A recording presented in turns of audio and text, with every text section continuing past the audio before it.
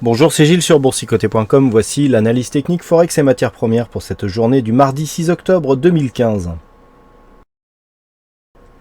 Et malheureusement, rien de neuf sur la paire de devises euro-dollar qui continue toujours à évoluer sous cette zone des 1,1280, alors que du point de vue des supports, il y a un petit quelque chose qui se dessine, voilà, légèrement haussier, mais qui ne nous donne pas énormément d'informations sur une possible reprise d'un biais un peu plus directionnel. Les indicateurs sont toujours neutres, le stochastique est toujours très hésitant, et le MACD évolue dans une très faible volatilité. Donc voilà, on a depuis la rupture de cette zone de support et donc son test ici en pullback, une évolution quasi neutre sur cette paire de devises euro-dollar. Il faudrait attendre ici une rupture un peu plus nette de la zone des 1,1280 pour relancer un signal haussier, ou une cassure ici de cette zone des 1,1096 pour déclencher un signal baissier. Sur la paire de devises dollarienne, je l'ai replacé pour bien qu'on voit ici l'invalidation de cette figure. Le triangle symétrique donc, qui avait été tracé il y a quelques jours donne lieu à une invalidation puisqu'on sort ici de cette figure par la pointe. Donc on est vraiment sur une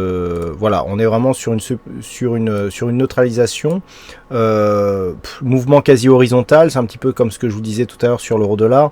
On a une zone ici intermédiaire qui se dessine à 119,20.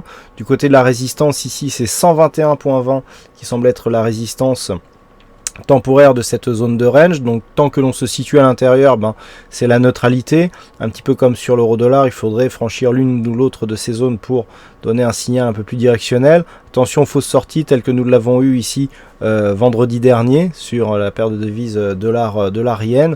Donc pour l'instant, on reste neutre ici d'un point de vue court terme. D'un point de vue moyen terme, on est toujours ici sous l'influence de cette forte dynamique, car même s'il n'y a pas de poursuite de ce mouvement, on voit ici que le signal, à part une clôture hebdomadaire, n'a pas dépassé ici le retracement des 61,8% de Fibonacci. Donc une tendance court terme, mais toujours sur une domination moyen terme baissière. Et enfin sur le gold, nous avons toujours ici cette évolution dans un range là aussi un peu plus moyen terme. Alors hier je vous avais défini un range dans les zones la plus étroite entre 1100 et 1150 $ l'once. On vient toucher ici cette zone des 1150 $ l'once, donc pour l'instant, même si nous avons un mouvement avec une petite dynamique haussière et tout, il n'y a rien de fait ici, donc il n'y a rien de fait sur la poursuite de ce mouvement.